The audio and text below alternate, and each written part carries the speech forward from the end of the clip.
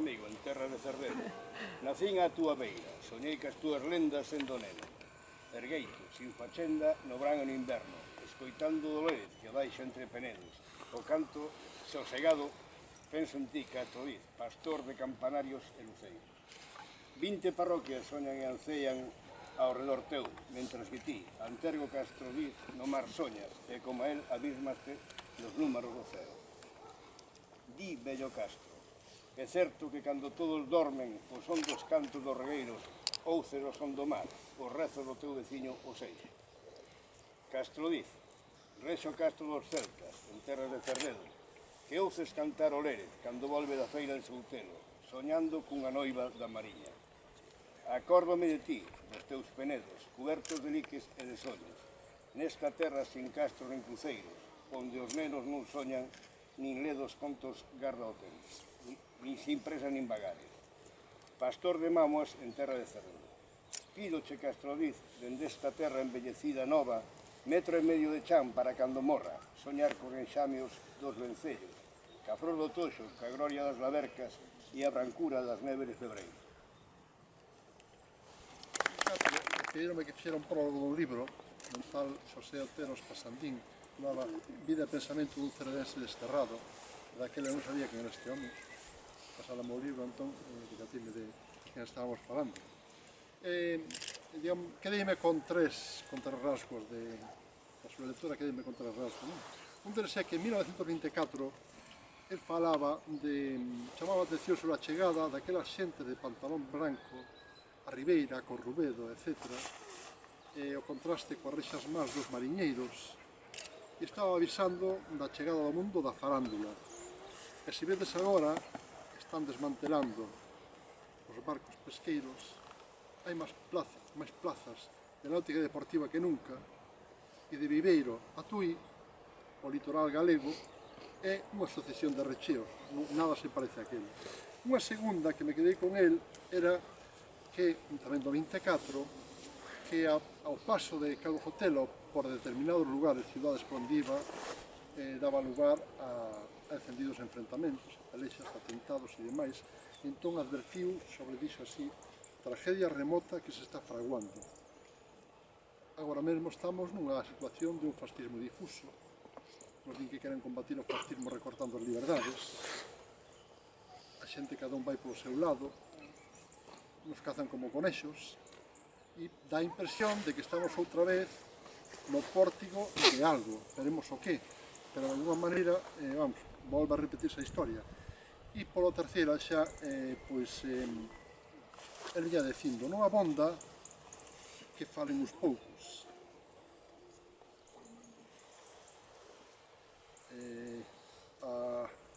Para ser frutuosas, as nosas accións teñen que quedar no palio da conciencia.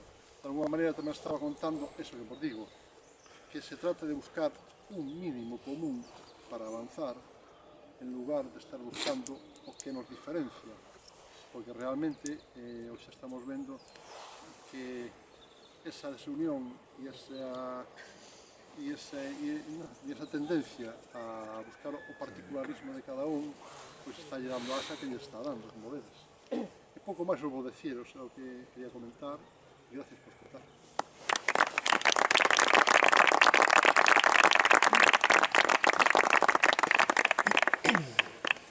O día cedo morre aupado nas cumes. O lonxe carros de 20 aldeas fanlle o pranto. Arrecenden buxos e madreselvas, e o melro reza os seus vellos latís na ponla dun carballo. Da bosta quente, entre dúas luces, sae o escarabello tirando do destino. De horro en horro reboan os sonámbulos morcegos, e aló das leiras subo o cantar do grilo pataqueiro. máis limpo e máis azul que os mesmos ceos, o fume dos tellados cai perguiceiro na cunca dos espacios. O campanario ascético, ollos sin pálpebras, esculcando os abismos que se afondan, vai contando os luceiros. Toca os rezos unha bella campana, de Quireza, Tamonda ou Sabucedo. De súpeto, nada bule nin dorme. Almas e corpos velan o silencio.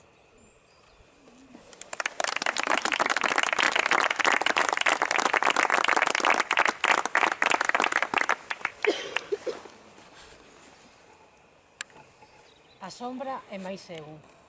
Ti e máis eu soios, a beira dos espacios caídos e mudos.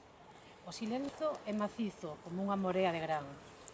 Neste desterro, sin saídas finitas, batéronse as pálpebras da vida.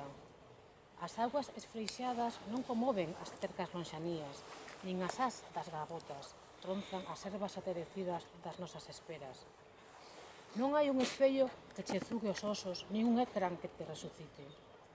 Ben sinto o teu pulso de nicre medoñento achegarse, con agasallos de cadelo e os escalofríos de lazo dos ollos que perdeche ao nacer. Alónxate, vais para sernos dous, que se dan a man na soedade.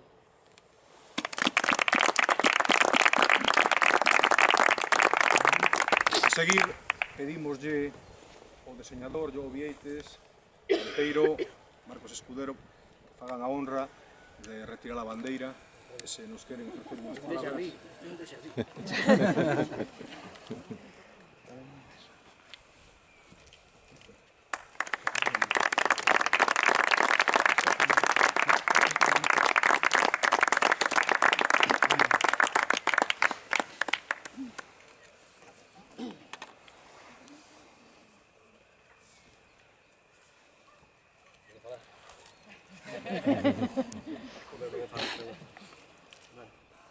Cando falamos de facer esta lauda e cargar o compañeros de Capitán Ausente un deseño, pensamos en non utilizar unha simple poesía cristá, típica cruz. Tamén habría que falar, si eso tamén é cristiano, non? Pero bueno. Entón, pois, utilizamos o que se viña utilizando na nosa terra, non? Antigamente, xa desde tempos moi lejanos. Nos dicen que desde época do bronce, outros xa remontan ao neolítico, que esta estrela, que a estrela se puntas, hexapétala, roseta, etc. Curiosamente, cando Carlos fixo o traballo dos utilitarios, vimos que aparecían esta simboloxía de algunhas lápidas e bueno, pensamos que era máis aquelado, ¿no? Para honrar ao Teus Pasandín, ¿no? Queríamos tamén facer unha homenaxe aos cemiterios medievais. Inspiramos no cemiterio medieval de Cangas e bueno, pois intentei facer un pouco aspecto antropomórfico. Temos aquí a cabeza, os ombros e esta simboloxía, esta hexapétala, dicen que simboliza o sol, que por un lado é a vida, o sol da vida, e por outro lado é a eternidade. Que mellor símbolo para o Teus Pasandín, ¿no? Estará vivindo a súa eternidade. E bueno, tampouco moito máis que comentar sobre isto. Paso yo a palabra aquí.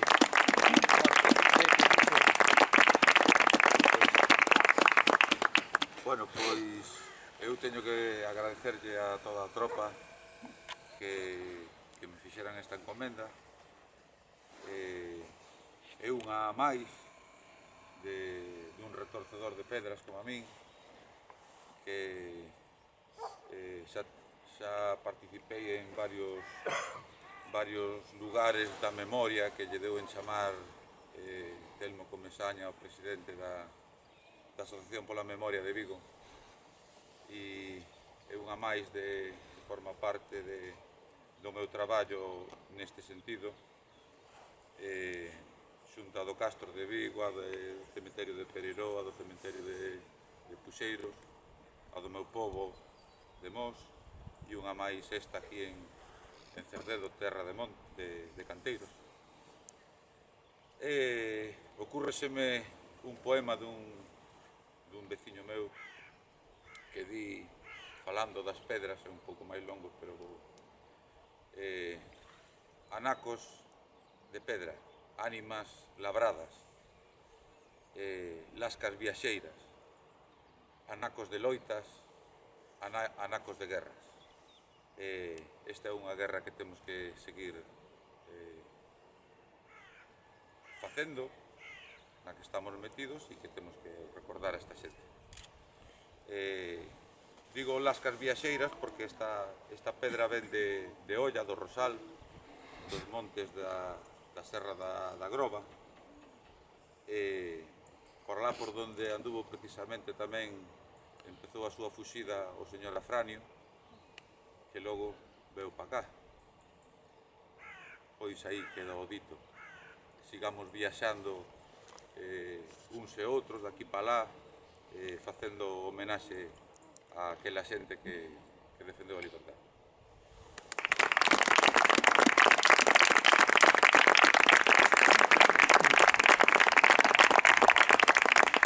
Damos pé neste momento a quen queira, que veña de lonxe e queira dicir algunhas palabras, ten a oportunidade de facelo.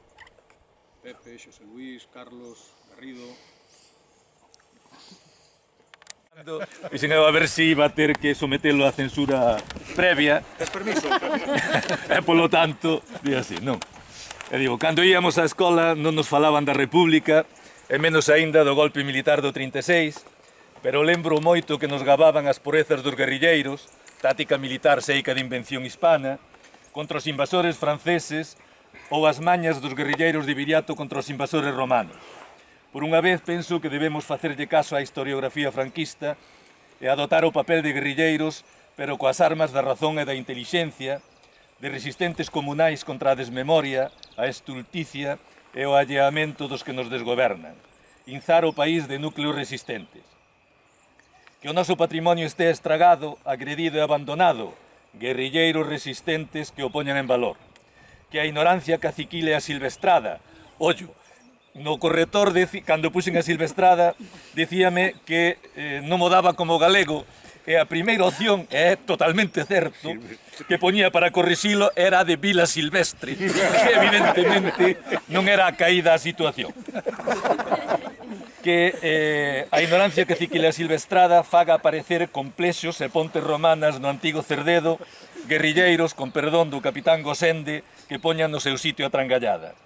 Que non se cumpla xa non unha lei, senón os máis elementais principios de recoñecemento ás vítimas e a condena dos crimes contra a humanidade cometidos polos golpistas, resistentes comunais e solidarios que levanten a lauda simbólica contra o esquecemento. Alá polos anos 40, a resistencia antifranquista fixo circular unha copla que seguía a música popular mexicana da canción A Tapatía, que eu non me atrevo a cantar, polo menos antes da comida, e que dicía: «Ai, que orgullo tengo de ser camarada de los guerrilleros que están en el monte y entregan su vida para liberarnos de esta tiranía. Penso que debemos estar orgullosos de ser camaradas da resistencia guerrilleira, estas en armas de guerra, só coas armas da razón, do amor á liberdade e aos dereitos humanos, de Carlos Solla e compaña, e de todas e todos que no noso país defenden o recoñecemento e a dignidade das vítimas». E iso.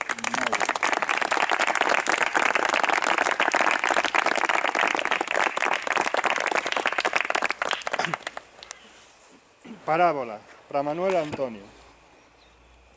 Tópame ancrado na noite dos mistereos. Botan a súa face para faguerme siñais. Non sei quen para a miña beira, e leo os pensamentos para deixar os feitos farrapos, pendurados, no mastro das chimeneas incertos. Dou a volta non sei que man, a lousa borrallenta dos ceos.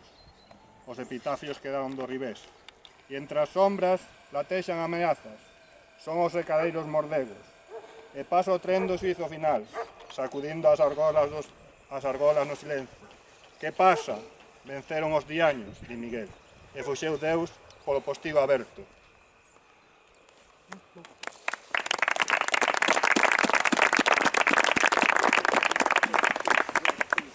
Lubricán, o rodicio do día, o sol rompe a vecindade dos horizontes. Despertas as aldeas, picariños en coiros, debuxanlle bigotes a mañán nas chemineas de lapiceiros. Cunha truixo de plata, o río polo val, mozo que ven da tuna, acoitelou as sombras derradeiras, e o galo, brandendo o sable, bótase as barricadas do novo día dende o fortín do galiñeiro.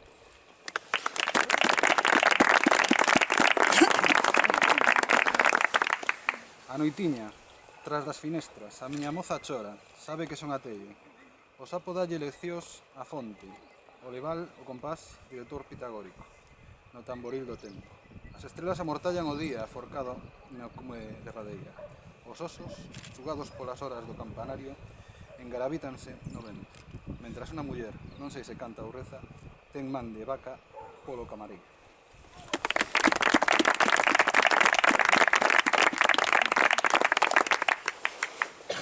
Arco da Vella, disparas a frecha do campanario ao corazón do ceo. Os paxaros, acribillados polos frescos da choiva peneirada na raiola do sol amarelo. De bala a marea dos centeos e arrecenden os agros mapas celestes de moreas de esterco. A xugada é unha constelación no medio e medio do firmamento. Vai a Rabela do Arado a escribir o seu verso que recita o abade Merlo no púlpito ensarillado do Pexegueiro. Mañá será un día novo no calendario do cruceiro. Na brétema do val ócese a voce do labrego. Ei, Marelo!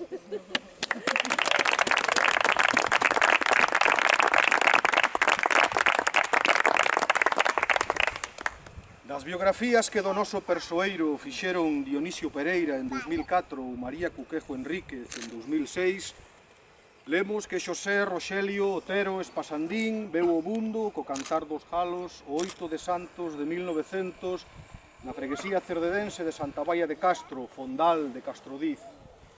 No ano 1921, tras acadar o título de mestre, cumpre quenda de recruta no convulso Marrocos, onde cadra, entre outros, con Rafael Dieste, principiando unha longa e froitosa amizade. No ano 1923, xa de volta na Galiza, exerce a docencia en Ribeira, asinando a semá de colaboracións en diversas cabeceiras do país. En 1929 témolo en Madrid, na Escola Superior de Magisterio, especializándose en ciencias. En Madrid coñece a Alicia Ortiz Alonso, coa que axiña casará. Nesta época, a carón de Dieste, desenvolve por España adiante o proxecto educativo das misións pedagóxicas e dirixe a revista Panz, 1935. Mobilizado no bando fidel á República cando o golpe militar franquista, viuse obrigado no ano 39 a cruzar a fronteira de Francia. Otero Espasandín, na compaña de Dieste, cataba o feldo expatriado coa súa regra de cálculo como única pertenza. As autoridades francesas confínanos xunto con outros 40.000 refuxiados republicanos no campo de concentración de Saint-Cyprien. A Guerra Civil impediu ver impresa a súa colección de poemas, Alfabeto, que denantes remitira a Bouza Brei para a súa publicación na revista Nós. A poética de Otero Espasandín, de xorne tradicional, é o tempo de vedora do ilozoísmo amado carballista e da vanguarda manuelantoniana. Tras a súa liberación, Otero Espasandín viaxa a Inglaterra ao encontro da súa muller. Ali residen 3 anos, decotes sobresaltados polo trebón das bombas alemás. De Inglaterra pasan a Arxentina, 1941, reclamados por Dieste, onde moran outros 6 anos, e finalmente Estados Unidos, 1947. Após unha existencia atafegada de estudo e traballo, Otero Espasandín falece en Washington o 15 de outubro de 1987, sen ter voltado a Galiza. Malia todo, dende o desesperanzado arrendamento, ende xamais esquecería os predios da súa nenez. Castrodiz, Castro amigo en terras de Cerdedo, nacín a túa beira, soñei coas túas lendas, sendo neno. O poema Pico de Castrodiz comporao en Bos Aires no ano 1942, o poema Pontes do Lérez, en Pensilvania, no ano 1950. Otero Espasandín, galeguista, republicano, poeta, mestre, misioneiro pedagóxico, xornalista ou soldado. O poeta sen libro, adoito investiu o lecer da mocidade na redonda de Castrodiz. Se callar, sentou na mesma pedra onde nós fixemos pouso. Vida errante e atribulada dun boe xeneroso, dun dos nosos. Maos tempos aqueles para a intelixencia, ausentábase a flor da Galiza mentres a barbarie fascista incoaba de seca da nosa identidade. Dende o afastamento forzoso, rebordado pola señardade, Otero Espasandín pregoulle a sagra montaña 1,5 metros de chan, onde dispor a súa sepultura. Castrodiz, moradía eterna, a un pasiño do ceo. Derradeira vontade do poeta aínda non satisfeita, porén, no curuto de Castrodiz, un pardiñeiro de bloque érguese indolente no 1,5 metro de terra prometida. Coñezan as xeracións novas de Terra de Montes a vida e obra deste intelectual galego, fillo de Cerdedo, que rexo nos seus libérrimos ideais preferiu as estreiteces do exilio antes de sucumbir á negrura confortável do silencio cómplice. Sempre soñando co imposible regreso, dicía el, desterrado da súa Galicia, ferido de melancolía e de saudade, coa memoria viva da terra perdida e a súa imaxe no corazón que soña.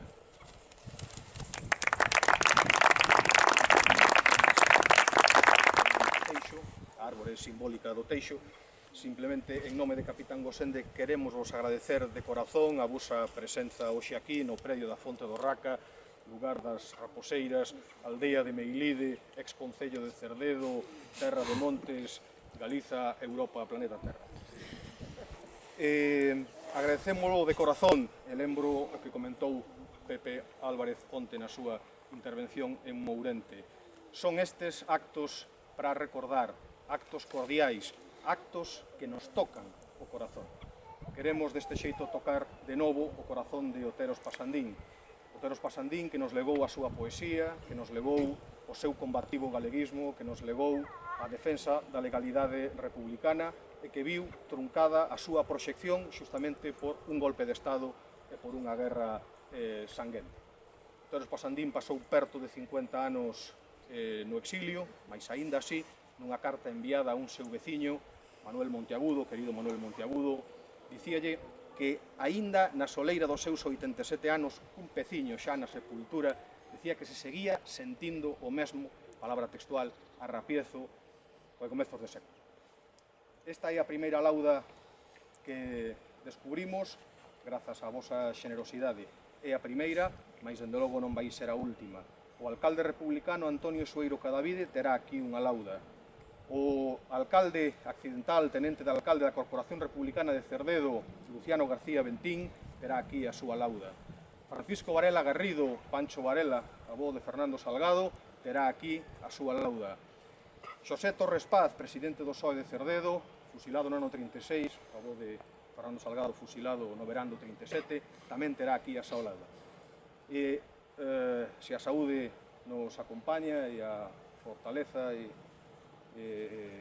seguimos pois, na angueira, como dicía o compañeiro Pepe, guerrilleiros en armas, encheremos este campo de laudas que hoxe se inaugura coa primeira pois, de todas elas. E xa dende aquí vos convidamos pois, cada vez que se poña ou, cando menos, cada vez que se inaugure un.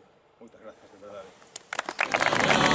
Gloria a tantos que un día soñaron unha Galicia máis nosa, pioneiros da liberdade.